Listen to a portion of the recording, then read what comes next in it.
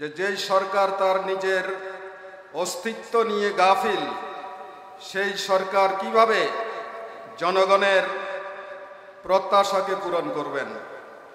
আপনাদের যদি আইনি ভিত্তি না হয়, আইনি ভিত্তি আপনারা দিতে না পারেন, তাহলে আপনারা নিজেরাই অবৈধ হয়ে পড়বেন। আর অবৈধ কোনো সরকারের মাধ্যমে যদি কোনো সংসদ নির্বাচন হয়, সেটাও অবৈধ সংসদে পরিণত হবে। এই সাধারণ বিষয়টি আপনাদের কেন বুঝে আসছে না? কার কারণে আপনারা ভয় করছেন? কেন আপনারা এ ব্যাপারে সোচ্চার নন? 5ই আগস্টের বক্তব্যের পরে, জুলাই ঘোষণার পরে আপনারা অনেকটা নীরব কেন হয়ে গিয়েছিলেন? কারা আপনাদের পেছনে কলকারি নাড়ছে? এগুলো এদেশের জনগণ জানতে চায়, দেখতে চায়। কারণ তারা রক্ত দিয়ে, জীবন দিয়ে, শহীদ হয়ে 5ই আগস্টের অভ্যুত্থানকে সফল করেছিল। এই অভ্যুত্থানকে নিয়ে কাউকে আমরা ছিনিমিনি খেলতে দেব না, ইনশাআল্লাহ।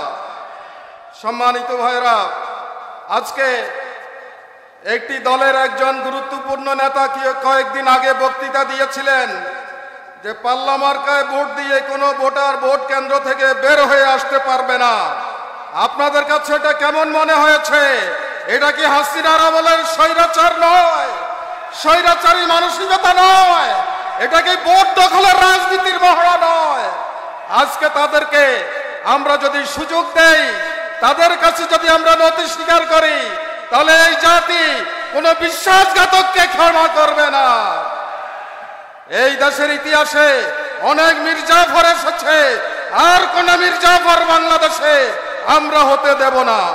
সে কারণে জনগণের সেন্টিমেন্টকে অনুভব করে জনগণ আপনাদেরকে এতদিন সমর্থন দিয়ে এসেছেন। এই সমর্থন অব্যাহত থাকবে যদি আপনারা সঠিকভাবে দেশ পরিচালনার জন্য প্রশংসনীয় উদ্যোগ নিতে পারেন, সব ধরনের ষড়যন্ত্র মোকাবিলা করে সাহসী ভূমিকা নিয়ে এগিয়ে যেতে পারেন, তাহলে আপনারাও বাঁচবেন, বাংলাদেশও বাঁচবে, এদেশের জনগণও রক্ষা পাবে। আসুন সেই ভূমিকা আমরা আপনারা সকলে মিলে ঐক্যবদ্ধভাবে পালন করি।